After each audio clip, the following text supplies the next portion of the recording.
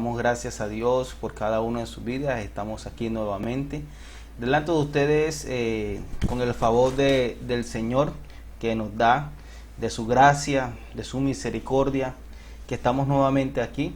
Amén, como para poder darle esa alabanza y esa adoración por parte de la práctica de su palabra. Amén. Entonces estamos aquí como para poder continuar con estas lecciones que hemos venido dando, que se han venido explicando acerca de lo que es el discipulado 2. Amén. Sabiendo que Dios siempre está interesado en que nosotros crezcamos en el conocimiento de Él, que nosotros podamos llegar a esa medida, a esa plenitud, a ese varón perfecto, a Jesús, que es nuestro modelo a seguir, nuestra referencia, nuestro patrón. Amén. Entonces la Biblia dice escudriñar las Escrituras porque en Él parece que está la vida eterna, que en ellas son las que dan testimonio de Jesús, de Dios y de todo lo que nosotros queramos saber en el ámbito espiritual. Está contenida acerca de la palabra. Hoy vamos a hablar de un tema muy maravilloso acerca de Jesús, de Dios, el Hijo de Dios,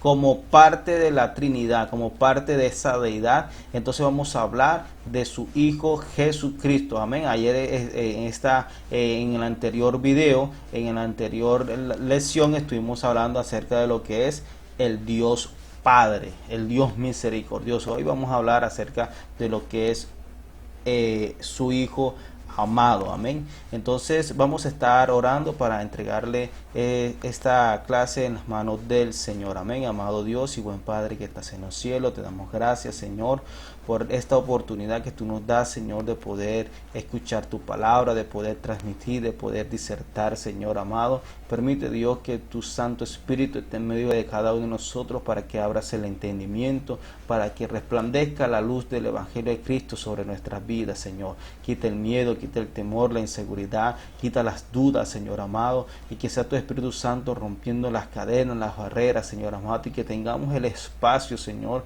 para que podamos, bendito Dios, estar atentos, Señor, y que seamos oidores, bendito Dios, y hacedores, Señor, no oidores olvidadizos, sino hacedores de tu palabra. Que esa palabra, Dios, caiga, Señor, como la tierra, como la lluvia cae sobre la tierra y da la semilla y que germina y que produce, y Señor, al 100%, Dios amado.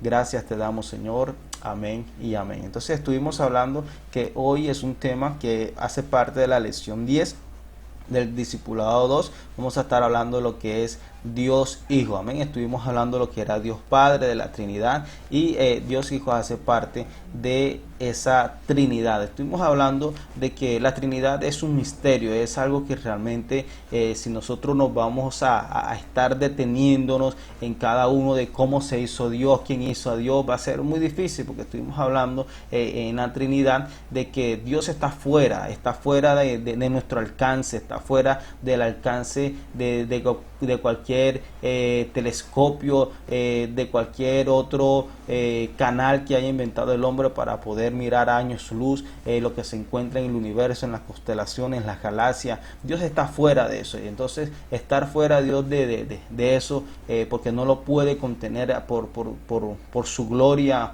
por su majestad. Entonces el hombre no puede medir. El hombre puede averiguar qué hay en Marte, qué hay en Júpiter, en Mercurio, y cualquier asteroide que venga lo puede detectar, pero Dios es imposible hacerlo, ya que Él es un ser supremo que está fuera de la órbita del hombre, del alcance del hombre. Entonces Dios, haciendo parte de ese trino, también tiene esa deidad. Entonces vamos a conocer exactamente acerca de ese Dios Hijo. Amén. Entonces tenemos esta lección, ustedes lo pueden ver. ¿Quién es el Hijo? Es Dios. Estuvimos hablando. Es su deidad, es su divinidad. Esa divinidad está afirmada en la palabra. Ahí podemos ver lo que dice Colosenses 2:9.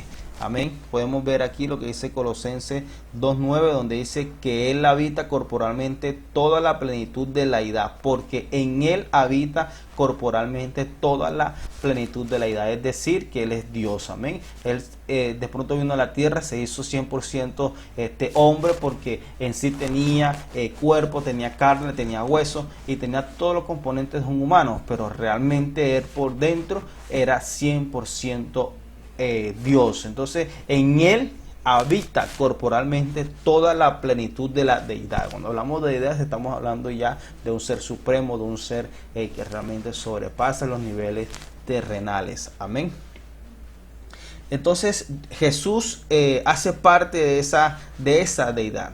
Jesús está contenido en esa divinidad. O sea, en Jesús no hay una parte humana, en Jesús no hay una parte de debilidad, en Jesús no hay una parte en la cual se pueda quebrar. Jesús es 100% Dios, fue 100% hombre, pero siendo 100% hombre lo cubría como tal esa parte, esa deidad. Acuérdense que cuando Jesús sube a la montaña y sube con sus discípulos, con sus 13 escogidos, pues Él se transfigura, y en medio de esa transfiguración dice de que realmente no podía contener Pedro su mirada, de tanto que sus ropas fueron resplandecientes, fue una luz maravillosa, pues era lo que estaba contenido en el caparazón humano, porque Jesús realmente era ese Dios habitado ahí en el humano. Entonces es lo que vamos a conocer pues en esta enseñanza, lo que es, pero queremos saber de que, y queremos enseñarle de que Jesús, como ayer estuvimos hablando en el video anterior,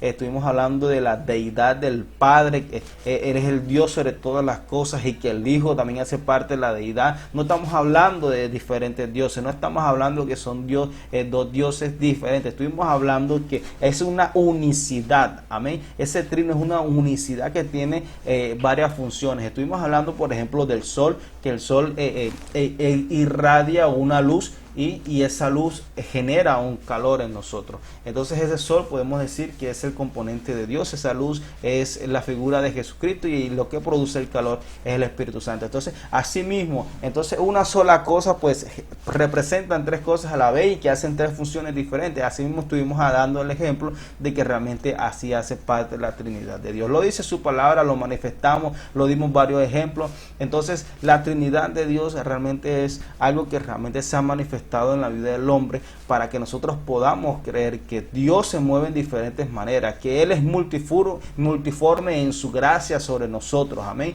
Y que Dios, así mismo como su Hijo, representan una deidad, y que nosotros tenemos que aceptar como tal esa deidad en nosotros. Entonces, ¿cuáles son las características de esa deidad del Hijo de Dios? Podemos ver que una de las características es que es eterno, que es inmutable, que es omnipotente, que es omnisciente, que es omnipresente, que su naturaleza es justa, que su naturaleza es santa, que su naturaleza es de amor, que es la verdad, que es la vida, que es el camino, que es el creador y sustentador de la creación, es el Señor de todos y de todos. Su deidad fue reconocida por sus discípulos, potestad de perdonar pecados. Entonces aquí tenemos una lista que ustedes pueden verlo detalladamente, con cada versículo, con cada punto allá en sus casas detenidamente. Vamos a leer algunos cuantos, pero aquí lo importante es saber las características que tuvo esa deidad del Hijo de Dios. Entonces vamos a ver lo que dice Hebreos 13:8. Ustedes en su casa pueden mirar lo que dice Hebreos 13:8, donde dice que Jesucristo es el mismo de ayer, hoy y siempre, y será el mismo por los siglos de los siglos. O sea, Él no es el mismo de ayer y hoy, y mañana de pronto vamos a ver si cambia, si Él tiene un punto de referencia o tiene un punto de cambio, o si Él tiene sombra de variación. La Biblia dice de que no tiene mudanza, no tiene sombra de variación. Su esencia, su sustancia como tal es la misma, no cambia, no varía por el tiempo. Nosotros cambiamos, nosotros hoy podemos decir una cosa, mañana se nos presenta cualquier dificultad y podemos cambiar nuestro pensamiento, nuestros sentimientos, nuestra personalidad, nuestro carácter, pero nosotros somos variables ante las situaciones, ante la era, ante los tiempos. Las cosas de antes de pronto no son las mismas las que se hacen ahora. Antes de pronto uno podía decir la iglesia era más santa, la iglesia se consagraba más. Entonces ahora nosotros podemos utilizar un patrón de referencia, pero Cristo como tal, en su esencia, en su pensamiento, en sus decisiones, en todo, Jesús no ha cambiado. Jesús es el mismo y seguirá siendo el mismo de ayer y hoy y por los siglos de los siglos. El Cristo que fue presentado ayer es el mismo que se presenta hoy. Él no tiene mudanza, Él no tiene cambio. Él es el mismo. Amén. Entonces, esa eternidad de Dios lo que lo hace es que sea 100% Dios, que no tenga cambio, y que realmente mañana otras personas lo puedan conocer con otro nombre, con otras decisiones, con otros fundamentos, con otras creencias, creencia, manifestando otra doctrina, Jesús es el mismo, amén. Entonces Juan 17:5, vamos a ver qué dice Juan 17:5, podemos buscarlo, amén.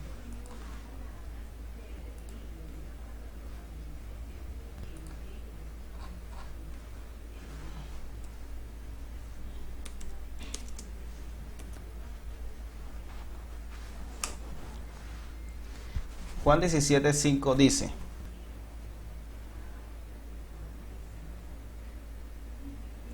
Ahora pues, Padre, glorifícame tú al lado tuyo, con aquella gloria que tuve contigo antes que el mundo fuese. Aquí podemos ver de que Jesús, estando ya en la tierra, ¿sí? Cuando Él está orando o va a orar por sus discípulos, cuando dice, Dios, oh Padre, quiero que cuides a aquellos que un día tú me entregaste. Ellos están en el mundo, pero ahora yo voy a ti y ellos necesitan de tu protección, más o menos parafraseando. Entonces aquí en una de las oraciones dice: he manifestado tu nombre a los hombres que del mundo me diste, tuyos eran y me los diste y han guardado tu palabra.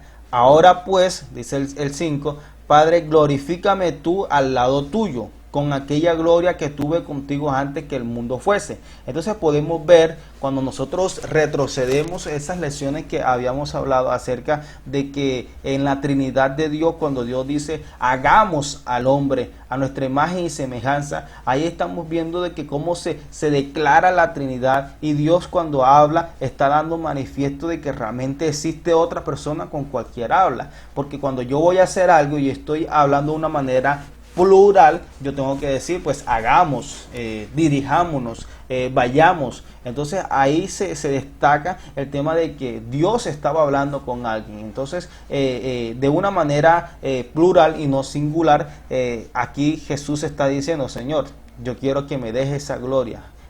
Esa es la que tuvimos cuando antes del mundo no había sido formado. Entonces Jesús está manifestando aquí de que Él no tuvo realmente un inicio, realmente no hubo un principio sobre Él, no tiene un final, que Él siempre ha sido eterno, que de antes que nosotros tuviera conocimiento y que antes que el hombre tuviera conocimiento, ya Jesús existía. Entonces aquí podemos ver cómo se manifiesta la deidad. Aquí podemos ver cómo Jesús también en la tierra oraba al Padre que estaba en los cielos y manifestaba esa gloria que antes también compartía cuando antes el mundo no había sido fundado. Entonces podemos ver aquí cómo Jesús pone en manifiesto realmente esa deidad, esa existencia, esa eternidad que había sobre él. Amén. Entonces no debe caer la duda de que si Cristo murió o no resucitó o solamente existió cuando vino aquí a la tierra y listo, y dejó de ser. No, Jesús siempre ha sido, como lo dijo Hebreo 13:8, el apóstol Pablo en su carta, dice: Él es el mismo de ayer y hoy y siempre será por los siglos de los siglos. Amén. Entonces aquí podemos ver que Él es inmutable. Una de las características que Él no cambia, podemos decirle, como decíamos más ahorita, que Él no cambia, Él no tiene sombra de variación, Él no tiene mudanza, Él no es una sustancia que se va a cambiar por el tiempo, por las eras, por las generaciones, es el mismo. Amén. Entonces esa eternidad y ese poder, esa deidad, lo que hace es ser un hombre omnisciente, o sea, omnisciente, que todo lo conoce, que todo lo sabe, que todo lo escudriña, que sabe lo que pasó ayer, sabe lo que va a pasar hoy, lo que va a pasar mañana. Él sabe lo que pasará durante 1, 10, hasta un milenio, porque la Biblia dice que para Él 1000 años es como un día, y un día es como si hubiesen transcurrido 1000 años. Entonces lo que para nosotros es imposible, para Dios es posible. ¿Por qué? Porque nosotros somos limitados, por eso para nosotros hay cosas que son imposibles, pero para Él es algo sencillo, es un pan comido, como nosotros manifestamos muchas cosas cuando decimos que las cosas son fáciles. Coloquialmente, realmente para Jesús todas las cosas le son posibles. Aunque para nosotros sean imposibles, Él siempre tiene una medida para nosotros. Amén. Entonces aquí podemos ver cómo el poder de Dios, cómo su omnisciencia, como su omnipresencia, es decir, que se encuentra en todas partes. Si nosotros, como dijo el salmista David, si yo me voy y me escondo debajo de las piedras, ahí estás tú. Si yo me voy de arriba de los cielos, aquí de los cielos que nosotros conocemos, pues ahí estás tú. Si yo me voy a lo más profundo de la mar, he aquí que tú ahí estás también. Y que ¿a dónde me escondería? Dice el salmista David. ¿A dónde huiría de tu presencia? Pues no podemos escapar, porque Él es omnipresente, Él está en todas partes. Por eso muchas veces cuando nosotros creemos que nadie nos ve, creemos que nadie nos está viendo en las cosas que nosotros estamos haciendo, en las acciones, pensamos que nadie nos ve, que las hemos escondido del pastor, de los líderes, de los padres, de los amigos, de los abuelos,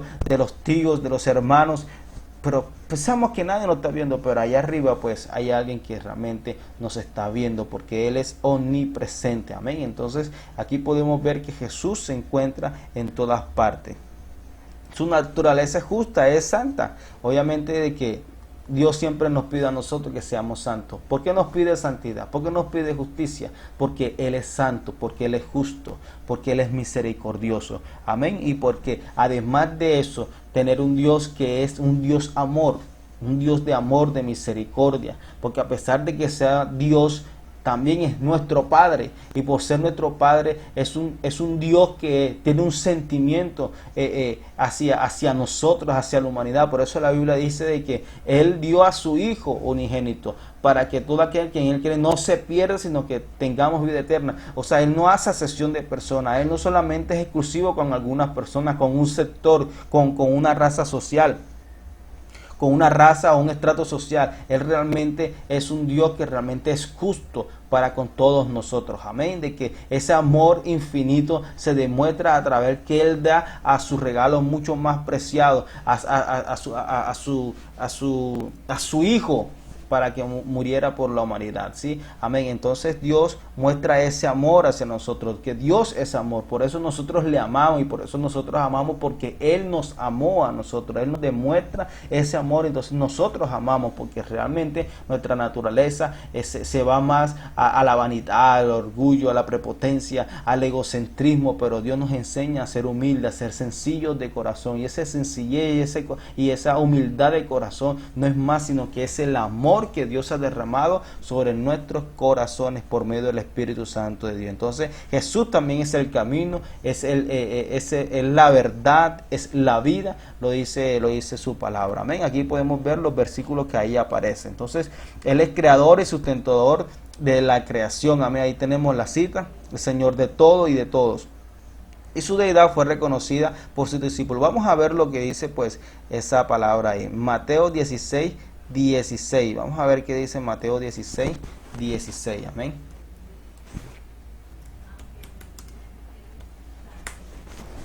Vamos a ver qué nos dice Mateo 16, para poder conocer un poco de qué era lo que los discípulos decían acerca de Jesús. Amén. Mostrando esa realidad. Dice el 15: Él les dijo: ¿vosotros quién decís que soy yo? Porque Jesús estaba haciendo unas preguntas, porque Él estaba escuchando que muchos decían de que ya Jesús, empezando ya su ministerio, que ya hacía milagros, hacía sanidades, hacía liberaciones, hacía prodigios, ya la gente comenzaba a darle fama, ya la fama de Jesús se crecía, se acrecentaba. Entonces muchos decían: pues creo que se levantó Elías, creo que se levantó un nuevo profeta sobre nosotros. Yo creo que, y empezaban a claudicar en el pensamiento para saber quién era Jesús. Muchos decían que era el Mesías, muchos decían que era Elías, otros decían que era unos profetas, otros que Dios había levantado. Entonces, en fin, no sabía. Pero Jesús hace una pregunta a sus discípulos y le dice: bueno, ok, perfecto. Le dijo: ahora, ¿quién decís que yo soy? No me importa lo que digan las personas, yo quiero que ustedes me digan, para ustedes, ¿quién soy yo?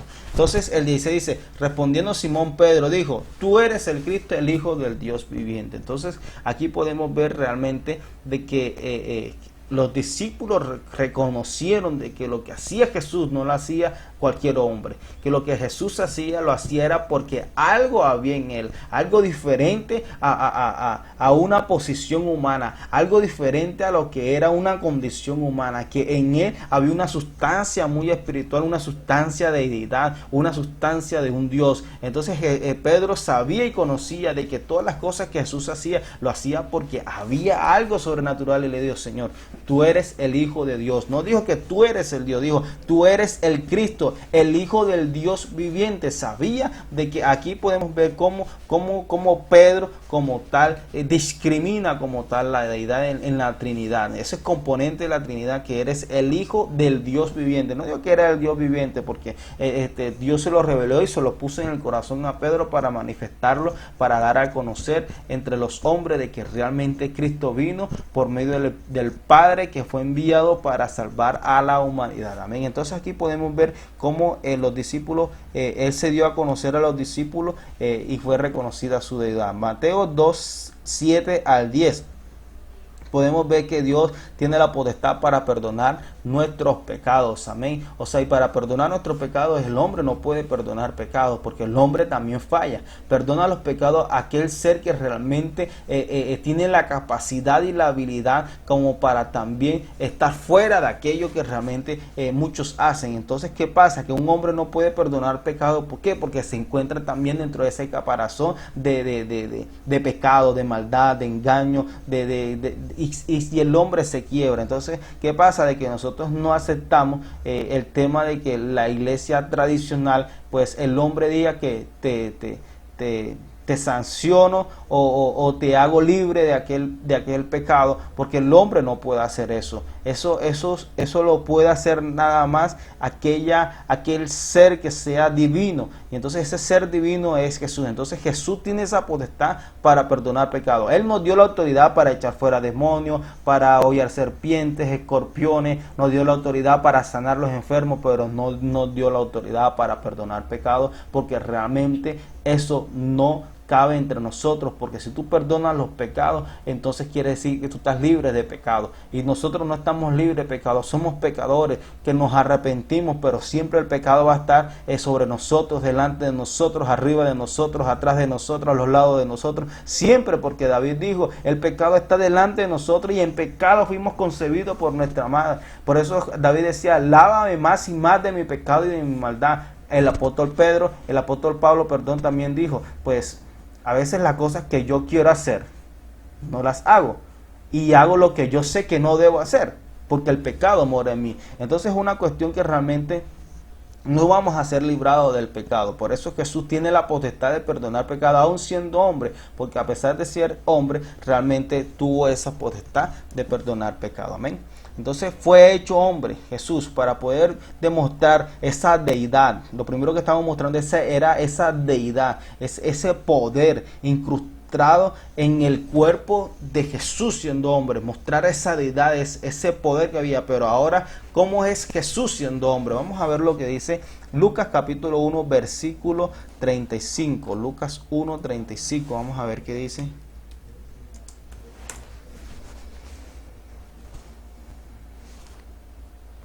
Amén. Lucas 1:35.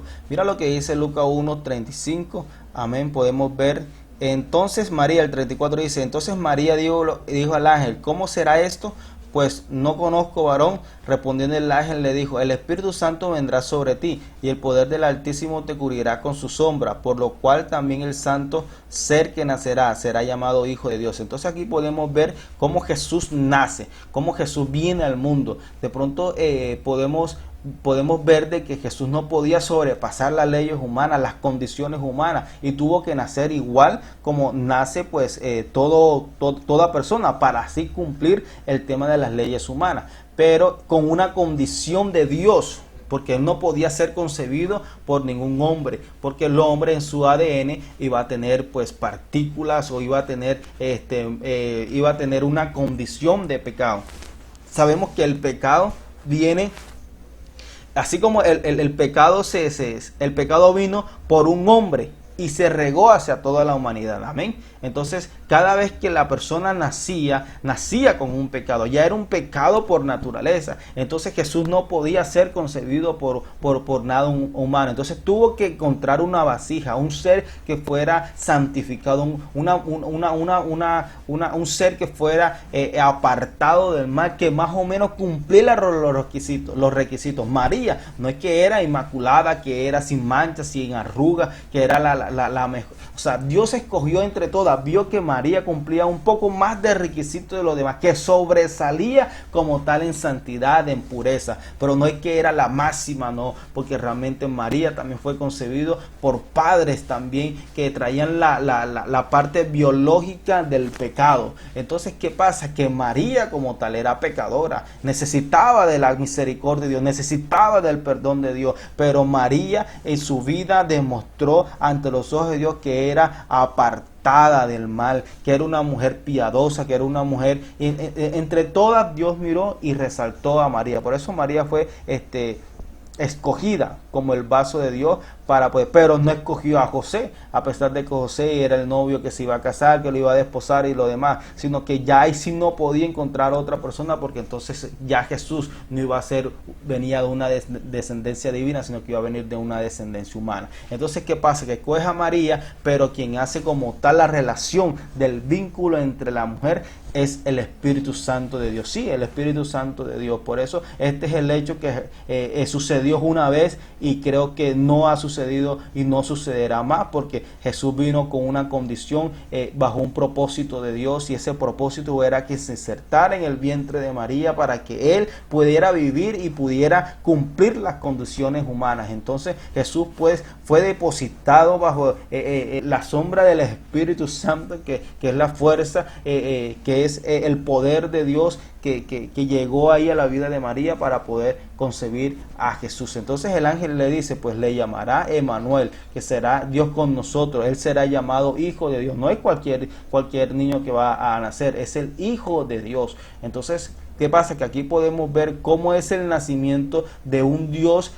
reencarnado, hecho carne, hecho hombre. Amén. A través de un vaso que es María. Amén. Entonces podemos ver ahí cómo Jesús fue hecho hombre. Vamos a ver el nacimiento que se encuentra en Isaías 9:6 al 7. Vamos a ver qué dice Isaías 9:6 al 7.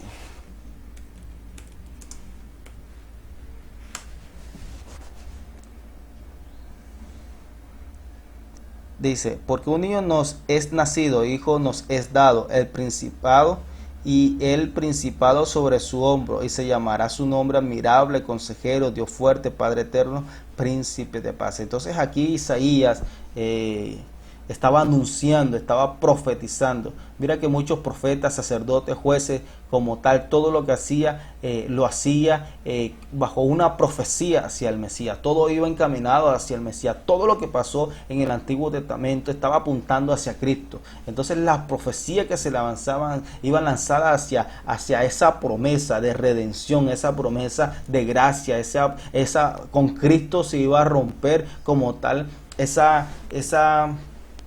ese tiempo de ley, ese tiempo de pecado, de maldad como tal, porque en Cristo como tal iban a hacer un nuevo pacto. Entonces Isaías estaba profetizando como tal el nacimiento de Cristo, que iba a ser un nacimiento poderoso, que él iba a ser un hijo llamado el admirable, que era el consejero, que era el Dios fuerte, el Padre eterno, es el príncipe de paz. Esos son los adjetivos que se le dan a Jesús. Amén, como un Dios, como una deidad, como tal, nacido de hombre, nacido humano, nacido siendo 100% hombre, pero con un espíritu dentro, con una deidad por dentro, manifestando las maravillas de un Dios. Amén. Entonces aquí podemos ver cómo fue el nacimiento de Jesús. Amén. Cómo fue su encarnación a través de una mujer llamada María. Cómo también fue humillado, cómo fue su humanidad. Vamos a ver qué dice Filipenses 2, 6, 9. Amén. Vamos a ver esta cita. Filipenses 2.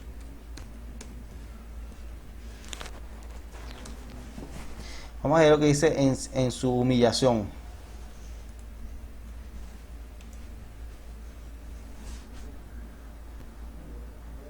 Dice el 6.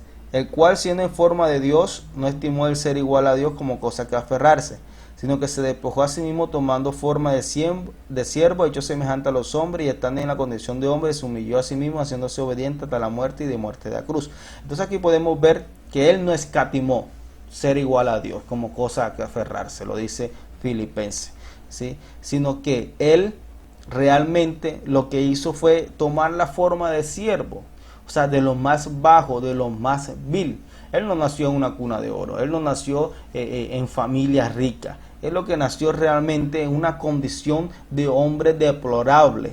Realmente se humilló a sí mismo. Si hubiese nacido en una cuna de oro, todo el mundo lo hubiese escogido, todo el mundo lo hubiese llamado, pero no era por el propósito de Dios, sino que la gente se ilumina más por el tema de la presencia, por el tema de lo que es lo material. Entonces, ¿qué pasa? Jesús tuvo que nacer en una condición de hombre deplorable y se humilló como tal. Entonces, desde ahí, de esa humillación, dice que se hizo obediente hasta la muerte y muerte de la cruz. Ahí Dios nos enseña el tema de la humildad, de la obediencia hacia el Señor, a ser hacedores de la palabra, hacer la voluntad del Señor, porque Él venía con un propósito, ese propósito tenía que cumplirse. Podemos ver la manera como Jesús nació, la manera como Él nació y se hizo siervo, se hizo humilde, se humilló, Él fue escupido, Él fue maltratado, Él fue para enseñarnos a nosotros realmente que podemos estar en una condición vil y menospreciable, que podemos estar en silla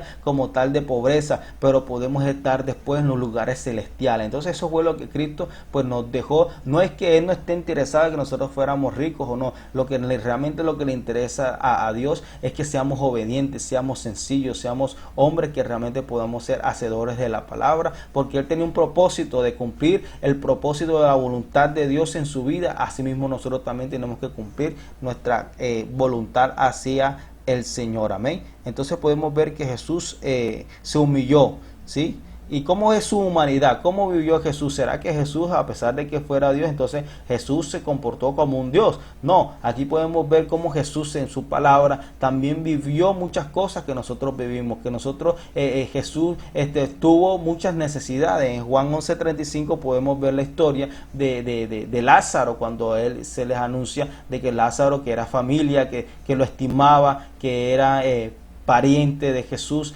realmente le dijeron de que había muerto. Cuando Jesús se acerca a la tumba, dice que Jesús llora, o sea, tenía sentimientos. Jesús, a pesar de ser Dios, no quiere decir de que era una roca, que era una piedra, que era una máquina, no, Jesús también tenía sentimientos. Por eso podemos ver aquí la humanidad de Cristo sobre lo que hizo en la tierra. Él jugaba, él se reía, él echaba cuentos, o sea, él hacía muchas cosas. Él fue, cuando fue niño, también fue travieso. O sea, su vida hasta los 30 años fue una vida que realmente demostró siendo hombre. Él era carpintero, le ayudaba al papá, él metiendo clavos, de pronto también se machucó el dedo, él haciendo muchas cosas, también le metió el dedo cuando era niño a la corriente, al enchufe, para ver qué pasaba. Entonces, ¿qué pasa? De que Cristo también se comportó como un niño, se comportó como un adolescente, se comportó como un joven, se comportó también como un adulto, y llegado a los 30 años de su ministerio como tal, cuando principia, también ahí como tal pudo manifestar como tal su condición de hombre, su naturaleza humana. Entonces aquí podemos ver cómo él también vivió 100% hombre. Él lloró frente a la tumba de Lázaro. Él pudo ver y pudo demostrar que también tenía sensibilidad, que tenía también sentimientos. Amén.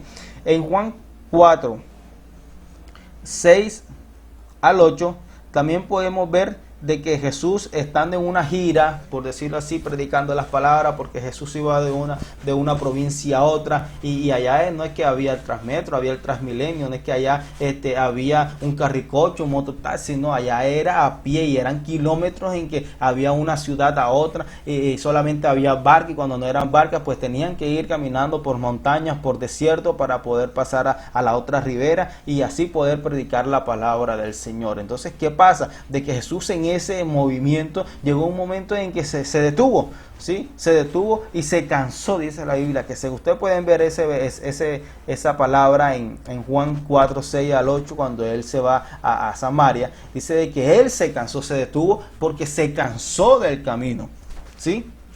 Entonces Jesús también tuvo cansancio, él también le dolían los pies, él también le dolían las batatas, él también le tuvieron que comprar un ibuprofeno, un Advil para el dolor, porque él también padecía esas necesidades. Entonces ahí podemos ver cómo él también pidió agua, él le fueron a comprar comida, tuvo que descansar para poder reposarse del sol. Entonces aquí podemos mirar cómo esa deidad de Dios, convirtiéndose en humanidad, también pudo sentir esos padecimientos que nosotros también padecemos. En Hebreo capítulo 4 versículo 15, me gusta mucho esa palabra, vamos a buscarla, Hebreo 4:15.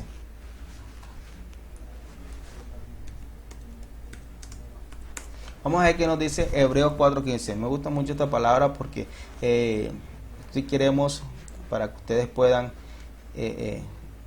revisar qué es lo que dice, porque no tenemos un sumo sacerdote que no pueda compadecerse de nuestras debilidades, sino uno que fue tentado en todo según nuestra semejanza, pero sin pecado. Aquí lo está diciendo. Él pasó, él vivió, él pudo percibir todas las cosas igual como nosotros las percibimos. Quizás de pronto en su era, nosotros en nuestra era, ¿sí? Que nosotros vivimos a diario, las tentaciones, las dificultades, los problemas, los momentos difíciles, que el que te guía a hacer lo malo, el que te dice, pues nadie te está viendo, vamos a hacerlo. O sea, Jesús vivió también todo eso.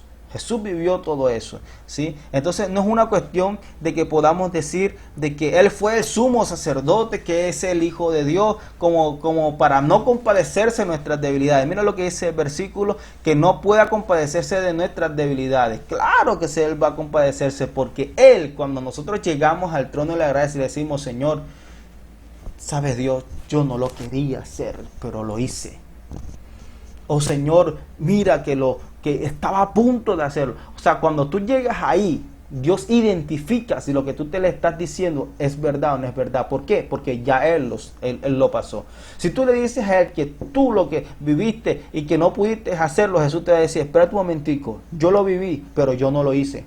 ¿Por qué? Porque Él también vivió una condición humana de nosotros. Y Él pudo vivir muchas tentaciones. Por eso aquí dice que lo vivió sin pecado. ¿Por qué? Porque era un hombre que estaba bajo obediencia a Dios. Tenía un propósito. Entonces, lo que Él vivió y lo que Él pudo soportar, lo que Él pudo resistir, Él también nos dice a nosotros. Nosotros también lo podemos hacer. Porque Él dice que mucho más allá de lo que Él hizo, nosotros podemos hacerlo también. No solamente en obra, no solamente en sanidad, no solamente en milagros, no solamente en prodigios y señales, sino también se habla de una formación de un carácter. Podemos también tener el carácter de Cristo o ser mayores que el carácter de Cristo. Entonces, ¿qué pasa?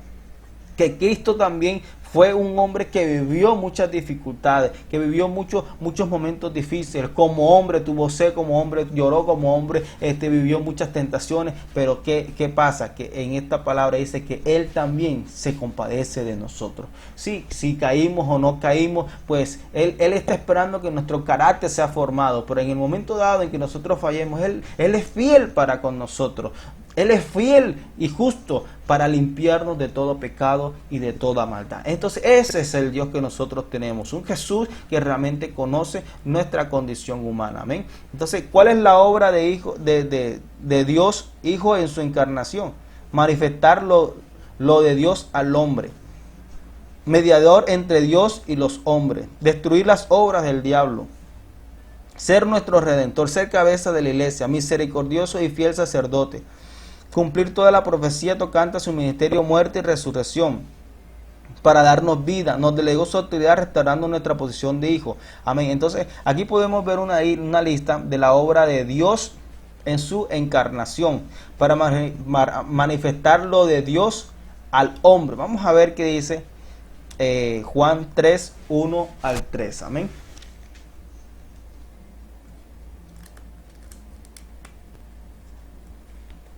Mira lo que dice Juan 3, 1 al 3. Dice, había un hombre de los fariseos que se llamaba Nicodemo, un principal entre los hijos de 3, 1 al 3. Este vino de noche y le dijo, Rabí, sabemos que has venido de Dios como maestro, porque nadie puede hacer estas señales que tú haces si no está Dios con él. Y respondiendo Jesús le dijo, de cierto te digo, que el que no naciere de nuevo no puede ver el reino de Dios. Entonces, manifestar lo de Dios al hombre. Aquí pues es una historia de Nicodemo donde Nicodemo quería saber de Jesús, quería ser como Jesús. Jesús le dijo, pues, para que tú puedas entender todas las obras de Dios tienes que nacer de nuevo nuevamente, porque es que en esa condición que tú te encuentras de pecado, de maldad, de mentira, de engaño, pues no puedes palpar con habilidad la gloria del Señor. Entonces él dijo, pues, Señor, ¿será que tengo que entrar en el vientre de mi madre para poder nacer de nuevo? Jesús, pues realmente este versículo no nos lleva a enfocarnos en lo que es el nacimiento de nuevo. Aquí lo que realmente nos está enfocando este versículo es lo que realmente Nicodemo ve en Jesús. ¿Sí? Ve en Jesús una obra redentora, ve en Jesús un ejemplo a seguir, ve en Jesús que realmente no era un comportamiento humano. Él le dice, Señor, porque es que lo que yo veo que tú haces, las señales que tú haces, o sea, tú no las puedes hacer si es que Dios no está contigo. O sea, es que hay algo que debe estar contigo para que tú puedas hacer la señal. Entonces, él podía comprender que lo que Jesús hacía, lo hacía bajo un poder sobrenatural. Entonces, ¿qué pasa? Que eso fue lo que vino a mostrar Jesús. Vino a mostrar a Dios hacia la humanidad para que todo aquel que en él creyere, pues tenga vida y pudiera conocer al Padre por medio de Jesús. Amén. Vamos a ver qué dice Hebreo 1, 1, 2. Vamos a ver qué dice Hebreo 1, 1, 2.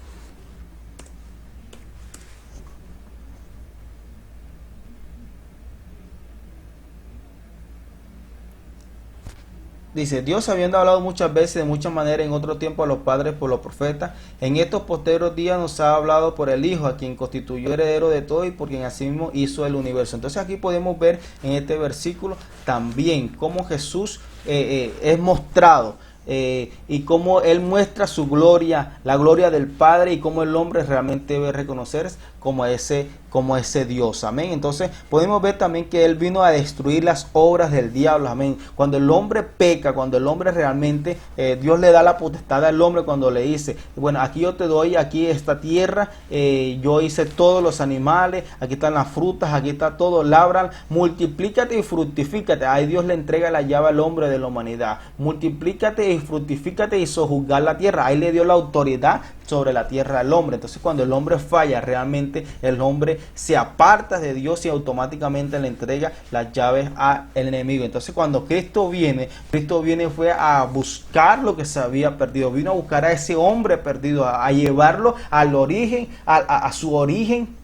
Lo lleva a su principio, lo lleva a volverse a su estado original. Y ese estado original es donde realmente Dios le había dado como tal esa autoridad y esa autonomía para sojuzgar la tierra y para que el hombre pudiera vivir eternamente con el Señor. Y una vez que Cristo viene, lo que hace es destruir esa fortaleza, destruir esas cadenas, quitarle la venda al hombre para que le pudiera iluminar la luz del Evangelio de Cristo. Entonces, y también ¿para qué? Para ser cabeza de la iglesia, ¿sí?